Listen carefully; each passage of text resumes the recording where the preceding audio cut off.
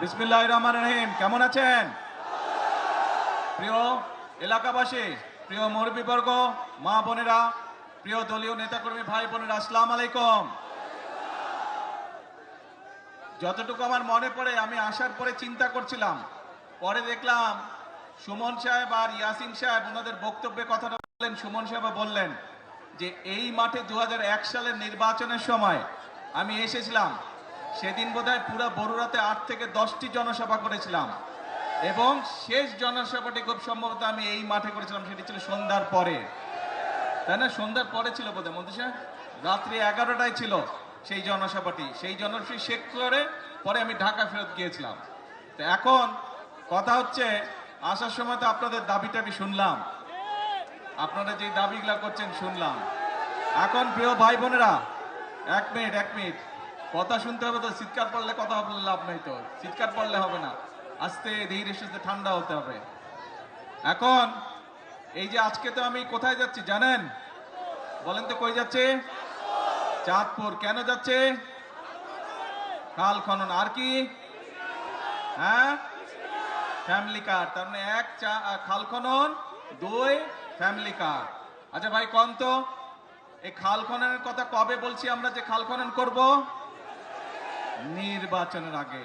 Family card মা বোনদের হাতে সারা বাংলাদেশে 4 কোটি পরিবার আছে এবং প্রত্যেক পরিবারের হাতে ধীরে ধীরে আমরা ফ্যামিলি কার্ড পৌঁছবো। এই কথাটি কবে বলছিলাম? আচ্ছা, কবে?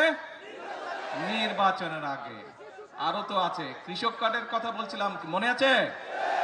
কৃষক কার্ড কি দেওয়ার কাজ শুরু করেছে? কবে বলছিলাম? নির্বাচনের আগে। তারপরে এখানে আসার সময় দেখলাম বিভিন্ন মসজিদ মাদ্রাসার ইমাম সাহেবদের, খতিব সাহেবদেরকে, তাদের ব্যাপারে একটা কথা বলছিলাম। বলেন তো কি বলছিলাম? আমরা বলছিলাম তাদেরকে আমরা সম্মানের ব্যবস্থা করব। সেই কাজও আমরা কি শুরু করেছি?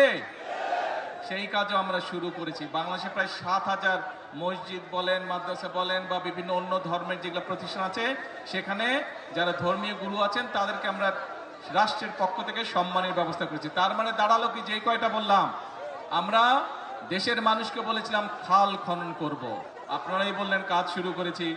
দেশের মানুষকে আমরা বলেছিলাম আমরা মা বোনদের হাতে ফ্যামিলি কার্ড পৌঁছে দেব, সেটাও তো শুরু হয়েছে নাকি? আচ্ছা, দেশের মানুষকে আমরা বলেছিলাম আমরা কৃষক ভাইদের হাতে কৃষক কার্ড দিব, সেই কাজ শুরু হয়েছে? এখন পুরোপুরি শুরু হয়নি, অল্প করে শুরু করতে হয় প্রথমে, কিন্তু শুরু তো হয়েছে নাকি? আচ্ছা, তারপরে দেশের মানুষকে বলেছিলাম যে ইমাম সাহেব সহ যারা আছে তাদেরকে আমরা সম্মানের ব্যবস্থা করবো, শুরু হয়েছে? দেখেন, আপনারাই করলেন, সবগুলো শুরু হয়েছে। এরকম আরো কিছু কথা বলছিলাম। তার মানেটা দাঁড়ালো কে? তার মানেটা দাঁড়ালো বিএনপি জনগণের কাছে যেই ওয়াদা দেয়, বিএনপি সরকার পরিচালনার দায়িত্বে থাকলে সেই ওয়াদা বিএনপি পূরণ করে। আমি এখানে সেই 2001 সালের নির্বাচনে আমি বরুড়াবাসীর সামনে দাঁড়িয়ে বলেছিলাম যে বরুড়া আর আমার জেলা বগুড়া দুটো উচ্চারণ অনেক কাছাকাছি। আমি যেরকম আমার এলাকার উন্নয়ন দেখব, ইনশাল্লাহ আমি বরুড়ার বিষয়ে সহযোগিতা করব। কথা রেখেছিলাম আমরা সেই সময়। আপনাদের এখানে প্রচুর সেই সময় রাস্তাঘাট, স্কুল, কলেজ, ব্রিজ, কালভার্ট তৈরি হয়েছিল, কিন্তু এলাকার মানুষের যোগাযোগের জন্য, সুবিধার জন্য। এখন প্রিয় ভাই বোনেরা, যেই কথাটি বলছিলাম, অর্থাৎ বিএনপি দেশের জনগণকে যেই কথা দেয়, বিএনপি চেষ্টা করে মানুষের সামনে সেই ওয়াদাটি রক্ষা করার জন্য। মূল কথা হচ্ছে যে এই যে আমরা দেখেন গত 16-17 বছর আপনাদের ভোট দেওয়ার অধিকার ছিল দেশের মানুষের, ভোট মানুষ দিতে পারে নাই। কেউ যদি সরকারের বিরুদ্ধে কথা বলতো কি করত? গুম হয়ে যেত, মামলা হইতো, এসে ধরে লয়ে যেত, হইতো না?